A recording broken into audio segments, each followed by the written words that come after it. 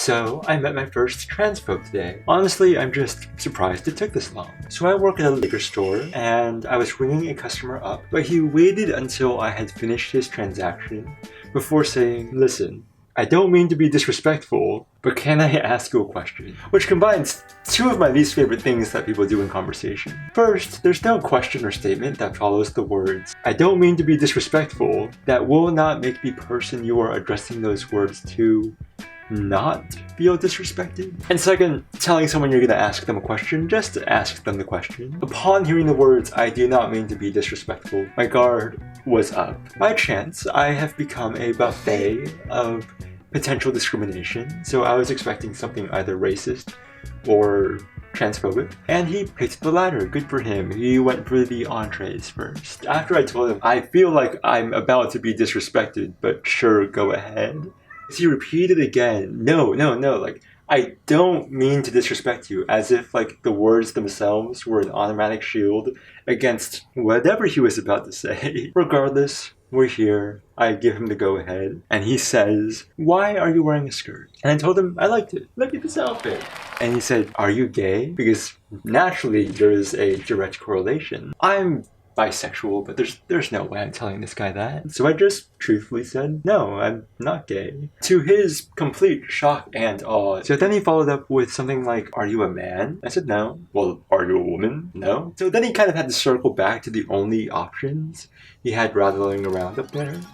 And he resorted back to, "Well, you're a man then." And if there's one thing I'm not a woman, but I'm also definitely, most certainly not a man. I'm just something else. I told him no, and he said, "Do you have a vagina?" "No." And also, strange thing to ask a customer service retail worker. You can't go to like your waitress, your stockbroker, or your accountant, or the person who makes your coffee and be like, "Ah, got a penis?" First of all, stop thinking about my penis so much, you perv. And second, I told him no, because fuck him. These are all very, very important questions. Super enrapturing. Delighted to answer them. "We're going to refund your order. You can purchase this somewhere else." No, like, "I bought that. That's mine." "Yeah, and we're gonna give you your money back. Everything's copacetic." To which he started apologizing profusely and treated me like a person for the first time in the interaction. And that kind of gave me enough time to get my thoughts together. So I gave him back his bag, and there was sort of a moment in the conversation where I felt I could jump in. So I said, "Okay, here's your shit bag,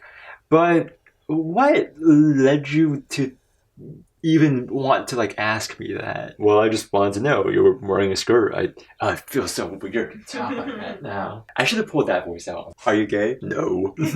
And he said, "Well, I just wanted to know. You were wearing a skirt, and I thought you were gay. Are you scouting me? Are you interested?" And I was like, "Does putting a skirt on make someone gay?" "Yeah, it does. Men don't wear skirts, so men aren't allowed to wear skirts?" To which he quickly responded, No, I didn't say that. Putting on a skirt does not like make someone gay. It's only been until recently that we even started color coding boys and girls to market toys better and to market clothing better. Back in like the 1600s, old fancy white guys would wear wigs and put on makeup and blush and wear fancy pantaloons and things that we would categorize as dresses. And he surprisingly was okay with that explanation. "Why are you wearing what you're wearing?" "I don't know. I'm comfortable." He was wearing like the straightest outfit ever. It was black gym shorts, black like sweat wicking tee, slides, I think. And I said, "Yeah, I'm comfortable too. I look great." And I pointed to my skirt, and I was like, if I wasn't wearing the tights, if this skirt didn't have like ruffles and stuff on it, and we just called this a kilt between you and me, would you have a problem with what I was wearing? And surprisingly, he shook his head no. It was my turn now to be absolutely shocked and awed and baffled. He said, "All right, that's all I wanted to know. As long as you're comfortable and like it, that's fine." Okay. Shit. Unexpected, but thank you. And I thought that was where the conversation was going to end. I thought we could like shake hands and he would ride off into the night, and it wouldn't be the way I wanted the interaction. I didn't want the interaction to happen in the first place, but if that's how it ended, I really wouldn't have minded. But he opened his mouth again. But you're telling me you're not a man. Yeah, no, I'm not. So you're a woman. Nah, I'm like a mysterious third thing. Like, we don't gender the sun or the moon in English, at least. The wind doesn't have a gender. No, I'm sort of like the sun and the moon. I'm just sort of off doing my own thing. And I thought that was some pretty cool shit to say. I like being non-binary. Sure, I'm trans femme. I'm taking estrogen and blocking my testosterone. But I love being some mysterious other thing. I don't even know what I am, and I think that's dope. He was just so stuck on like, but you're a man. You have a penis. Having a penis doesn't make me a man. Which is a sentence that, in all fairness, 11-year-old me would have been befuddled by as well. And then he goes on to say, I dated this girl for a little bit. Actually, she wasn't a girl. She was like a man. Sounds like she's a woman from the vibe you're giving me. Well, no, she was like a transvestite. She had a penis. Like, she was a man. I don't like penises. That's fine. No one's asking you to like penises. It's okay for you to be a super straight,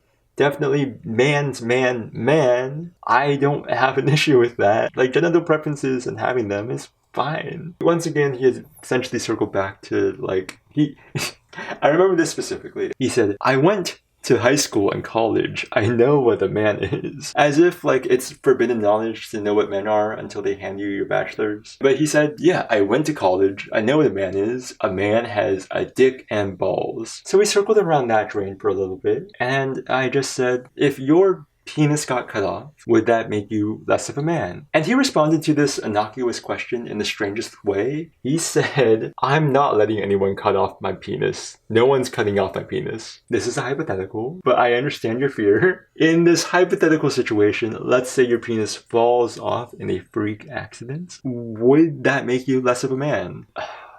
No. Alright.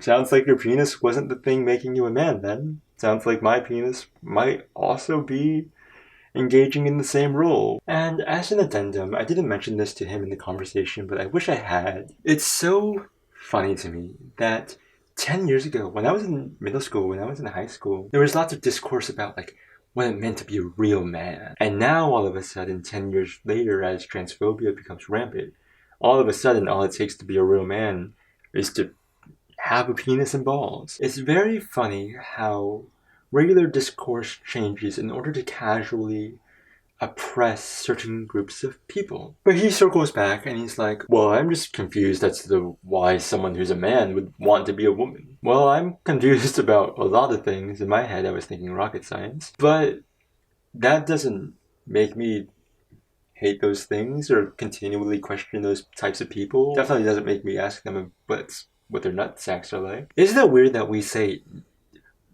nuts? And we mean like the testicles. But the testicles aren't shaped like nuts. The penis is shaped like a nut. But we always use nut in the plural. 10, 15 years ago, if this same guy had walked up to me and seen me in this outfit, he would have been like, oh, you're not a real man because you're wearing a skirt. And I was like, listen, the same confusion you have about why someone would want to change their gender assignment is the same confusion I had about why I would want to stay the same. From a young age, I was like, I don't feel that attached to being a boy. And when I thought about the idea of growing up to become a man and being called a man and doing man things, I just felt this strange tingling crawling up my spine. I don't know. Maybe that's the same feeling he gets about me. But you don't see me asking him, you're wearing basketball shorts? You got a penis? Are you sure you could be wearing those basketball shorts? You kind of have to have a penis. I don't know what we talked about after that, but we kept circling around the same, like, but you're a man, because you got a dick. And I was like, well, listen, let's bring things back a little bit. You treat men and women differently, right? And he pulls out the, no, I treat everyone equally, which, like, fuck you. You're not even doing that right now. And even like the world's greatest feminist, even like the world's most perfect person is going to treat women differently from men. It's good to treat people differently. We all have different life experiences. No, I treat everyone the same. And I have to pull from Pulp Fiction for this one. I asked him, would you give a guy a foot massage? No. Alright, well, would you give a woman a foot massage? Yeah, I would. And I just sort of shrugged my shoulders and I said, I don't know. Sounds like you kind of treat men and women differently sometimes. Well, I'm not attracted to men. I don't want to fuck men. Well, by virtue of that, you're treating them differently. And like, when you talk to your guy friends and when you're talking to these women, are you like, I know for sure that they got cocks or they got pussy, so I'm gonna treat them this way? Are you making a conscious decision to be like, I'm not gonna massage your feet cause I know you got a cock? Or is it because of the thousand other myriad reasons that we as people have decided that this person's a man and this woman's a woman? Also, I don't know what part of the conversation this happened in. I think we were talking about like clothing comfort. It was like, I'm not wearing underwear right now. I think it made sense in the moment. So I just sort of took it as like, yeah, see, you're doing what makes you comfortable. You're wearing what you want. Some people would think it's gross that you're going commando, but I don't know why he told me he wasn't wearing underwear. Was he flirting with me? Wants to know if I'm gay? Asked me about my cock. Told me he's not wearing underwear. There's one less thin layer of clothing separating him from me. There's only a couple of thin layers of cotton separating our genitals. I think he was approaching the liquor store, saw me from behind, was like, ooh, I tap. Definitely. Then he came around the corner. He needed to sort out. Yeah. I guess. I think that sort of marked the end of the conversation for him. What did he say? I think he was like something like, I'm an educated man. I like knowing things. But we did fist bump and he rode off into the night. And honestly, the most frustrating part of that conversation was I was eating lunch during that time and my food got cold. So, but just so there's a clear understanding of the outcome, here's what it looked like. Kind of irresistible, gotta say.